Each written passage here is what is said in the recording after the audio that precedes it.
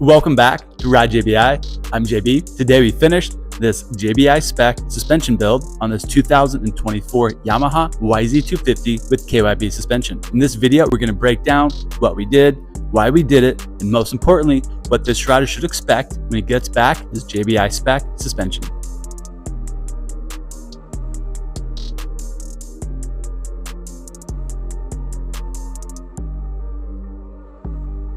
All right, so in front of me, I have laid out the KYB forks from the 2024 Yamaha YZ250. Now, I would consider these the Gen 2 KYB forks. Let's say the first generation came out in 2006 on the YZ250, let's say the YZ models and YZF models. And the forks stayed relatively the same beyond maybe some valving updates, all the way up till 2022 when this new updated version of the YZ models was released. So now let's break down what we did and why we did it. Starting at the top of the fork, we did our JBI spec revalve. That's where we modify the valving inside the fork, both on the base valve, which we have laid out here, and then also on the mid valve component of the fork as well. Our JBI spec valving ensures that the rider has a very plush and comfortable feel as he rides around the track. So think of the valving as the hydraulics part of the fork that gives us the majority of our damping as you ride. Below this, we have what's called our JBI volume spacer. That allows us to custom tune the progressiveness of the fork without having to add oil to the fork. There are times we like to add oil to the fork. There are times we do not like to do that. We have a separate video going into detail about what happens when you add oil to the fork. So check that out if you want to kind of do a deep dive and really geek out on that info. To complement our volume spacer is our JBI Titanium Pro Perch. Now, what's really neat about this item is that it only performs its damping abilities at the end of the travel. So what I mean by that is as the fork compresses through its travel and it nears its bottoming stroke, so let's say the last few inches, that is when this engages the oil and it helps slow the fork down. So think of that as bottoming control.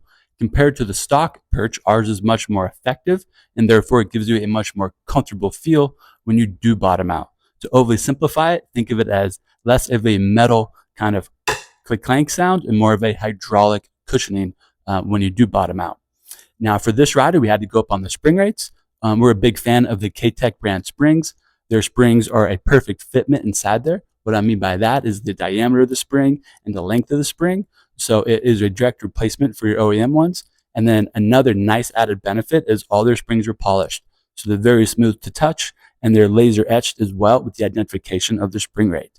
So not only do they fit perfectly inside, but they're much more quieter in operation than other brand springs. Now let's talk about the coatings that we did, because that's what really stands out. So starting at the top where the compression clicker's at, we did our JBI Kashima Cerakote. We also did that on the lugs as well. Here up on the top tube, we have our JBI Foshima coat on the upper tubes. And then on the lower tube, we have our JBI DLC coat. And then to top it off as well, we did some custom JBI chrome blue stickers. And then of course, our JBI titanium bolts on the axle brackets, or we can call them lugs as well. So we really left no details unturned when it came to this JBI spec KYB fork setup.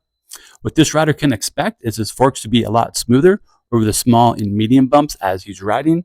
It'll have better hold up during aggressive riding, and it'll also have much better bottoming during jump landings and other high impacts. So now let's shift gears and damn it. Now let's shift gears and turn our attention to the shock. All right, so now in front of me, I have the KYB shock. It has been relatively the same shock absorber since about 2006. So let's break down some of the key details of the shock. It features an 18mm shaft. That's one of the few production shocks on the Japanese model bikes that still features an 18mm shaft. The only other bike you may see that on will be the Honda Works Edition bike since about 2021 or maybe 20. Correct me in the comments if I'm wrong. Another distinct fact about this shock is a 46mm piston, whereas all other shocks now use a 50mm piston.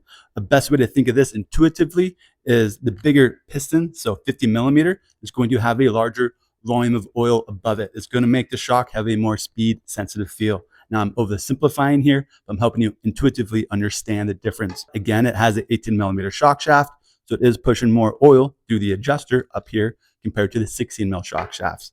Now, beyond that, this shock is very similar and common to all other shocks out there, such as the KYB and Show Us. So now let's touch on what we did, why we did it, and what this rider should expect. Now, the key component of our JBI spec revalves is us modifying the valving in the shock. So that's going to be us modifying the valving on the main piston here, both on the compression side of the valving and the rebound side.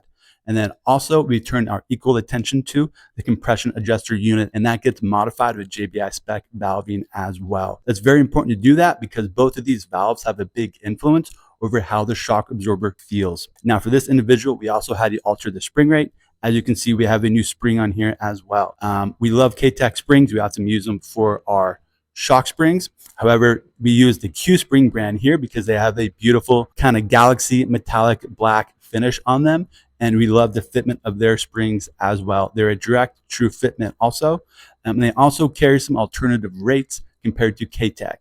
So we like to stock both. So that way we have a huge selection of spring rates so you can get the exact spring rate needed for you. Oh, and by the way, we have spring rate guides on JBI and our JBI bike specs page. So check that out if you're trying to figure out what spring rates you need for your bike. So now that we've covered the valving that we did to here, some of the parts that complement that is going to be our JBI black bumper. That is this piece down here.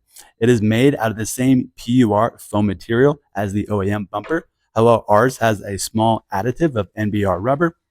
This ensures that our bumper is sealed, so it is much less likely to absorb moisture, and it has better UV protection sunlight. So what I'm getting at is our bumpers won't get hard and crack nearly as quickly as the OEM bumper. And they're cheaper than stock too. So what do we not like about that? Now let's talk about the coatings that really stand out. That's part of the custom part of this build. We have our JBI kind of Kashima colored Cerakote on the shock body here. And then the rest of the components we did in a gloss black. That would be the shock adjuster housing, the nitrogen cap, the preload rings, and our rebound clicker assembly here at the bottom as well.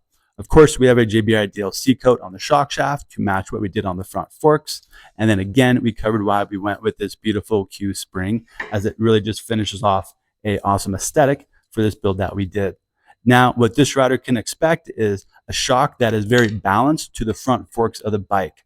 Balance is something that's very important when it comes to bike setup.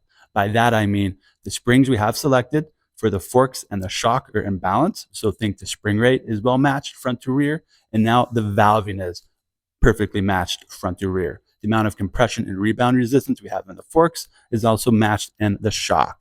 So logically, we can deduct that this shock is also going to be smoother over the small bumps, have better hold up during aggressive riding, and also have better bottoming during jumps and high impacts. So compared to the stock bike, which already works really freaking well, think of us at JBI really amplifying those already good traits and making that an even better bike. Beyond the motocross spec valving that we touched on, we've also tested, tuned, and developed suspension setups for all the different types of riding. So for all the various types of off-road riding, such as technical single track, hard enduro, flowy single track, open desert. We also have settings for arena cross, freestyle motocross, and supercross as well. We've been working on these YZs since 2006. We got nearly 20 years of working on them and a long time history of getting some really good results. And I'm really pleased where we're at now with our setups. If you'd like to ride JBI to do your suspension, please give me a call or send me an email. We'll talk about the year, make, model bike that you have, what options are available, and based on that, what would be most advantageous for you.